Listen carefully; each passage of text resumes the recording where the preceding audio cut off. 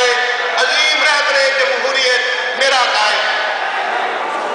बारे बहारे अहद कहूँ, रौनके चमन लिखूँ, मताए कौम कहूँ, नाल से वतन लिखूँ, जो इनको बज़्म सियासत का तन बदन लिखूँ, तो बजा है फिर जाने अंजमन लिखूँ, सरापा पैकरे महबूबियत मेरा कायद, अजीम रहबरे जमहूरियत मेरा कायद।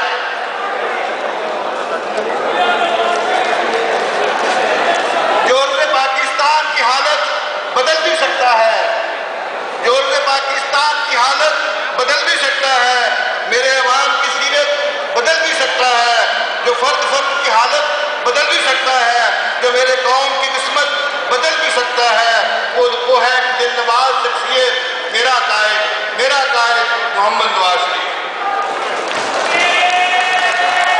ये थे जनाब नूरुल हसन तनवीर साहब, जो आपके और मेरे कायद के हवाले से अपनी नज़्म पेश कर रहे थे।